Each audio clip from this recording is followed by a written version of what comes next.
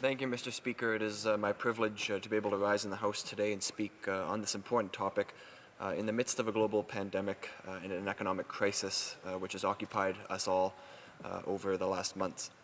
It is so important that Parliament is able to meet and so that we can discuss and improve legislation to ensure support reaches all Canadians who need it.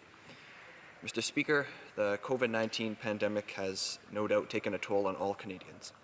Business owners, nonprofits, and charities are struggling to stay afloat, and many Canadians have lost their jobs.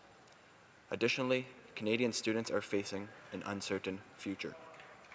Summer jobs are valuable opportunities for Canada students to learn new skills, to meet new people, and prepare for their careers. But more than that, countless post-secondary students rely on summer employment not just to fund their education, but also to afford the basic necessities of life. Mr. Speaker, I have lived this experience very recently, perhaps more recently than any of my colleagues. I wrote my final university exam last summer before heading straight back home on the campaign trail for the 2019 election. So I can say that I fully understand the challenges that are facing students during normal circumstances because I live them. And these challenges are being amplified by the crisis that is before us right now. Students face a tremendous amount of financial pressure, mental stress, and are stretched for time commitments during the school year. That is part of the reason why many students choose to leave their summer employment when school comes around with the expectation that a job will be available for them when they return, just the same as any seasonal employees across Canada. Many students are unable to also attend school locally, like many in Northern Ontario, myself included. So we've had no choice but to leave our jobs behind to move away and start the school year. As we know, these students are now finishing up their school years and they are attempting to enter the workforce just as many businesses are laying people off and closing their doors entirely. High school students who are graduating this year and looking forward to entering the workforce are in the same situation as our new university and college graduates. Students have bills to pay, just like everyone else, Mr. Speaker. Rent, groceries, tuition, and now, through no fault of their own, many are in a position where they may not be able to find any job for the foreseeable future.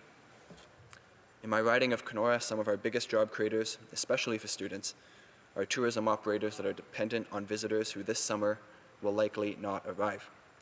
Other businesses are fighting to avoid laying off the staff they already have and aren't in positions to hire anyone else. This scenario is playing out across the country right now in different ways. The details may be different, but the results are the same. Thousands of people who are counting on finding jobs this summer may not be able to. Mr. Speaker, that's why I was taken aback when students were originally left out of the government's initial response to COVID-19. That's why on April 7th, I co-signed a letter along with 3 of my Conservative colleagues, myself, the member for Central Okanagan, Similkameen Nicola, the member for Kildone and St. Paul, and the member for Mission Matsky Fraser Canyon. We asked whether the government intended to rectify their mistake. I am glad that after weeks of pressure from myself, my Conservative colleagues, and other members of the opposition, the government has finally introduced legislation to support students who can't find work due to the COVID-19 pandemic. And Mr. Speaker, I'm happy to see that the government has worked with the official opposition to improve the legislation that is before us today. Conservatives know that no government benefit can replace the experience of having a job. Simply put, we believe that everyone who is able to work should do so. But we also recognize that in some areas, there are simply no jobs to be had. Canadian students need to pay for their rent and their tuition, and they're trying to save for their futures. If possible, they need the opportunity to learn new skills and meet people in their fields. I can tell you, Mr. Speaker, that no student or new grad wants to have a months-long gap in their resume where they could have been gaining valuable work experience. I know I would not have wanted that, and I may not be standing here today if that were the case. Right now, these students need support, but they also need creative solutions to incentivize as many students as possible to gain that valuable experience. Mr. Speaker, Conservatives have been vigilant in making sure that the new government benefits are not inadvertently disincentivizing employment. We've successfully advocated for the government to allow people making up to $1,000 a month to collect the CERB so that Canadians who are able to perform some work will still be able to do so without losing their support. In that same vein, we're fighting to loosen the eligibility criteria for commercial rent support so more businesses will be able to keep their doors open. We know our economy will recover much more quickly if our businesses can remain open and our workforce can remain activated. We also know with just as many businesses who are laying off staff, there are also many who are having difficulty finding staff, such as those in agriculture, restaurants, and the hospitality industry. Mr. Speaker, I've spoken with chambers of commerce, I've spoken with business owners, I've spoken to economic development agencies, and it is no secret that there are many businesses that are struggling to find workers. Canada brings in 60,000 foreign workers each year for the agricultural sector alone. And many of these same businesses, essential businesses that are operating, are currently having difficulty and struggling even more so throughout this pandemic. And that is why the Conservative Party proposed new programs to match students and youth employees with jobs in the agriculture and agri-food sector. Many agricultural producers are facing labor shortages right now because of their inability to hire temporary foreign workers, and we believe students struggling to find work could potentially fill those gaps. This would be a great opportunity for students to gain work experience and earn some income while stabilizing our food supply and contributing to Canada's COVID-19 response. We hope to be able to work with the government to make this program a reality.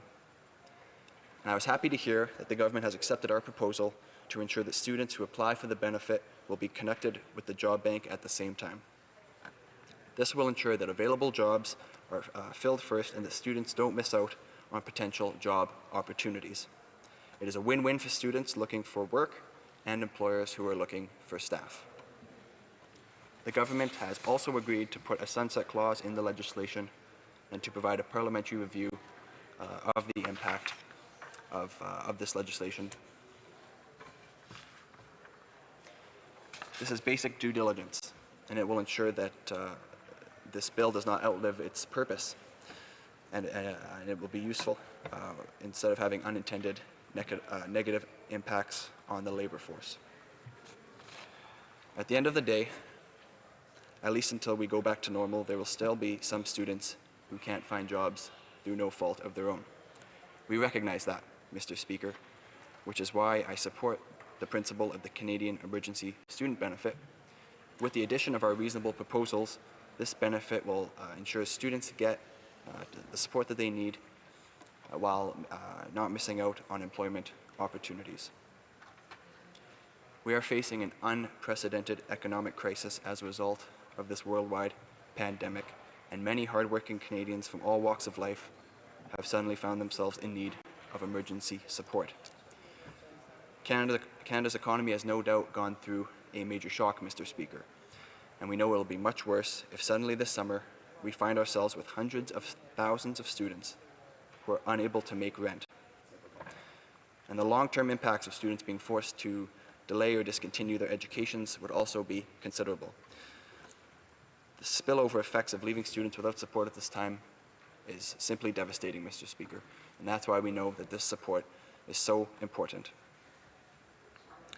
In closing here, Mr. Speaker, I would just urge Parliament to give students the best chance to succeed, to support our economy, and get to work and get help, to those who need it most.